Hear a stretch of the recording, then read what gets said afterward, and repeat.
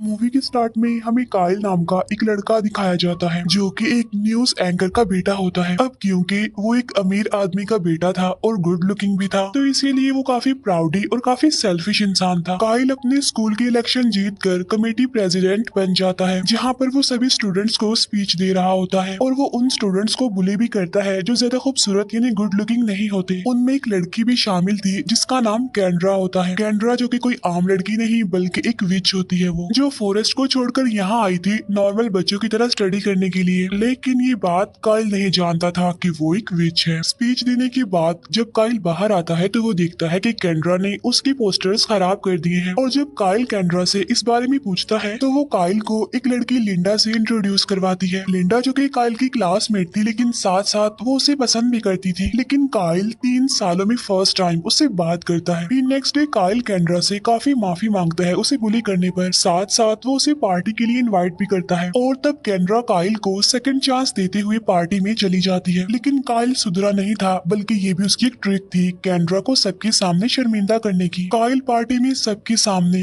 कैंड्रा को काफी बुरा भला कहता है, लेकिन अब क्योंकि कैंड्रा एक विच थी तो वो काइल को कर्स कर देती है। और इसके बाद काइल को कुछ समझ नहीं आता और वो आधी बेहोशी की हालत में घर चला जाता है, जहाँ पर कैंड्रा आती है और उसे बताती है कि मैंने तुम्हें कर्स्ड कर दिया है। जिसके बाद काइल एक हेयरलेस इंसान बन जाता है, यानी जिसके बाल नहीं होते, और उसके फेस पर अजीब तरह के टैटूज और स्कार्स थे, यानी वो दिखने में काफी हॉरर और अगली लुक दे रहा था। इन शॉर्ट अगर कहा जाए तो बहुत बदसूरत लग रहा था, जिसे कोई भी ना देखना चाहे। कैंड्रा काइल को कहती है कि अगर किसी लड़की ने तुम्हें अगले स्प्रिंग सीजन से पहले ये ना कहा कि तुम मुझे अच्छे लगते हो और मैं तुमसे प्यार करती हूँ, तो तुम हमेशा के लिए ऐसे ही अगली बन के रह जाओगे। इसके बाद जब काइल के फादर घर आते हैं तो वो अपने बेटे की ऐसी हालत देखकर काफी हैरान रह जाते हैं, तो इसीलिए फौरन वो उसे डॉक्टर के पास ले जाते हैं। अब डॉक्टर के पास भी इस चीज का कोई भी सोल्यूशन नहीं होता। काइल के फादर डॉक्टर को कहते हैं कि मैं कोई भी रिस्क लेने को तैयार हूँ, जितने पैसे लगेंगे मैं लगाने को तैयार हूँ, लेकिन हाँ, मैं अपने बेटे की ऐसी शक्ल नहीं देख सकता। तब ये सुनकर काइल गुस्से में वहाँ से बाहर आ जाता है। अब यहाँ पर काइल अपने फादर से काफी नाराज था, क्योंकि कुछ भी रिस्क लेने का मतलब ये है कि अगर इस प्रोसेस में काइल की जान भी चली गई तो उसके फादर को कोई फर्क नहीं पड़ेगा। अब जाहिर है ये बात काइल के लिए काफी दुख वाली थी। अब काइल के फादर उसी सिटी से दूर एक प्राइवेट हाउस में शिफ्ट कर देते हैं। मीनवाइल सिटी में तो सबको ये बताया जाता है कि काइल असल में एक रिकवरी सेंटर में है। काइल की देखभाल करने के लिए वहाँ पर एक मेड को हायर किया जाता है। अब इस मुश्किल टाइम में काइल के फादर ने उसे बिल्कुल अकेला छोड़ दिया था, और इतनी दूर। अब काइल के लिए अकेले ही इस सिचुएशन से लड़ना काफी मुश्किल हो रहा था। वो खुद को काफी अकेला फील करता है। अब उसके पास कोई भी ऐसा नहीं था जो उसके दिल की बात सुनता। फिर एक दिन डोर पर कोई नॉक करता है, और जब काइल चेक करने जाता है कि वहाँ कौन है, तो वहाँ उसका ब्लाइंड ट्यूटर होता है, जिसे उसके फादर ने ही हायर किया होता है काइल के लिए। उसी रात फर्स्ट टाइम काइल अपनी मेड से ठीक तरह से बात करता है, जहाँ उसे पता चलता है कि उसकी मेड को ग्रीन कार्ड ना मिलने की वजह से अपनी फैमिली को छोड़कर यहाँ शिफ्ट होना पड़ा है, और इसी वजह से उसकी मेड आज तक गिल्ट में ही है। इसके बाद काइल एक पार्टी में जाकर कैंड्रा से मिलता है, जहाँ पर वो उससे माफी मांगते हुए रिक्वेस्ट भी करता है कि प्लीज मुझ पर से इस कर्ज को खत्म कर दो ना, और मुझे ठीक कर दो। लेकिन कैंड्रा उसे कहती है कि ये कर्ज तब तक वापस नहीं हो सकता जब तक कि तुम किसी लड़की को पसंद ना आ जाओ, यानी वो तुमसे प्यार न करने लगे। फिर आगे बढ़कर काइल अपनी बेस्ट फ्रेंड को किसी और के साथ देखता है, और ये देखकर वो काफी हर्ट होता है। फिर इतनी ही देर में वहाँ पर उसकी क्लासमेट लिंडा आ जाती है, जो कि काइल को पहचान नहीं पाती, और उसी के आगे वो उसके दुख का इजहार करती है और अफसोस जाहिर करती है। अब लिंडा की ये बात काइल को काफी अच्छी लगती है, और इसीलिए वो उसकी तरफ अट्रैक्ट होने लगता है। बस इसी के बाद से काइल लिंडा को फॉलो करने लग जाता है। वो उसकी हर छोटी से छोटी, बड़ी से बड़ी चीज पर नजर रखने लग जाता है, और उसकी वजह से काफी खुश भी रहने लगता है। फिर ऐसे ही एक दिन जब वो लिंडा को फॉलो कर रहा होता है, तब वो दिखता है कि लिंडा अपने फादर को ढूंढते हुए बिल्डिंग के बैक साइड पर गई है, जहाँ पर 2 डीलर्स उसके फादर पर गन पॉइंट करके खड़े हुए हैं। तब काइल उनमें से एक पर अटैक करके गन नीचे गिरा देता है, और दूसरा डीलर लिंडा को गिरा कर बेहोश कर देता है। यहाँ पर काइल लिंडा को उठाकर बिल्डिंग के अंदर छोड़कर आता है। बाहर आने पर वो दिखता है कि लिंडा के फादर ने एक डीलर को शूट कर दिया है, और दूसरा डीलर लिंडा के फादर को धमकी देता है कि मैं तुम्हारी बेटी को नहीं छोड़ूंगा, देखना। तब इस बात का फायदा उठाकर काइल उसके फादर को कहता है कि आप लिंडा को मेरे पास छोड़ दें, क्योंकि वो मेरे पास ही सेफ रह सकती है। तब लिंडा के फादर उसकी बात मान लेते हैं। नेक्स्ट डे उसके फादर उसे काइल के घर ले आते हैं। काइल अपनी असल आइडेंटिटी छुपा कर खुद को एज अ हंटर शो करवाता है। इवन वो तो लिंडा के सामने जाता ही नहीं, और उसकी मेड ही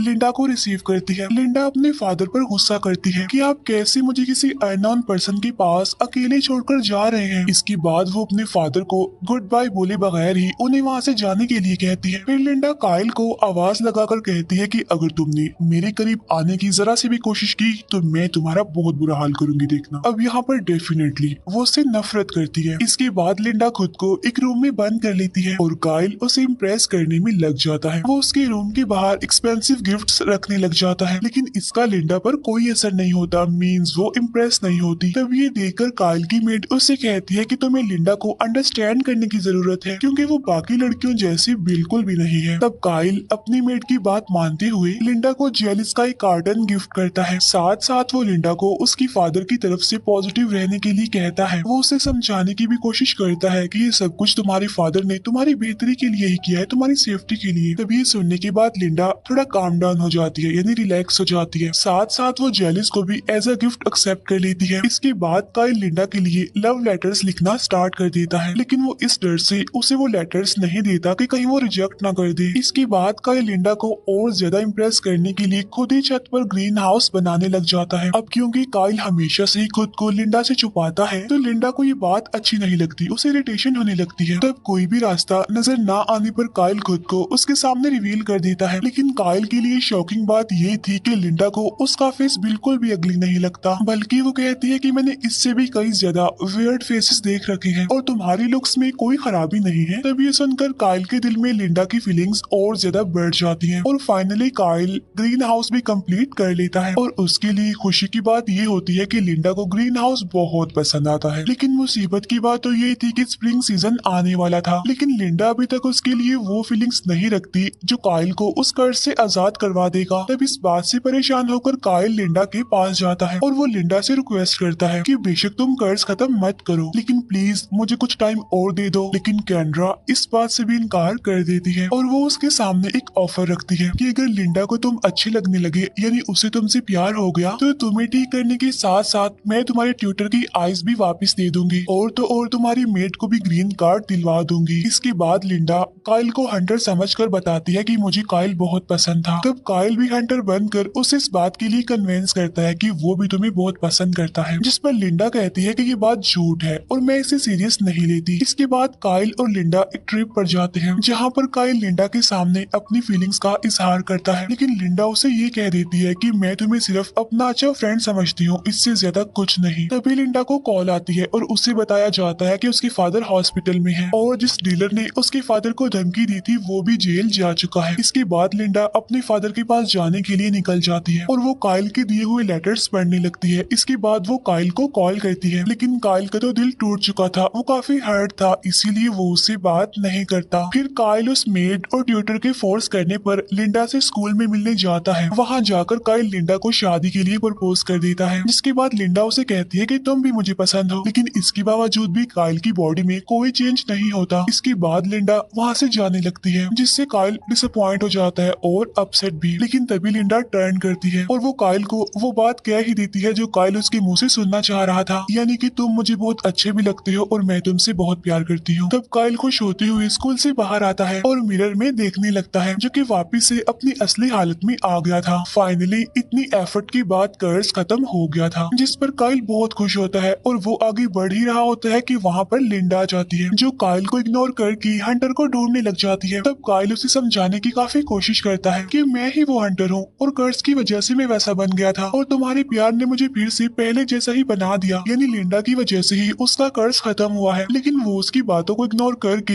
हंटर को कॉल करने लगती है, जिस पर रिंग काइल के फोन पर हो जाती है और यहाँ पर लिंडा को काइल की बातों पर यकीन आ जाता है। फिर हम देखते हैं कि काइल का ब्लाइंड ट्यूटर भी अब बिल्कुल ठीक हो गया है, यानी उसकी आंखें वापिस आ गई हैं। साथ साथ उस मेड को ग्रीन कार्ड भी मिल गया था, यानी यहाँ पर कैंड्रा ने अपना प्रॉमिस पूरा कर दिया। काइल को उसकी लुक देने के साथ साथ ट्यूटर और मेड को भी सब कुछ दे दिया। इसके बाद हम कैंड्रा को देखते हैं, जो कि अब काइल के फादर को सबक सिखाने के लिए उसके पास जाती है। यहीं पर ये मूवी दी एंड हो जाती है। Thank you for watching.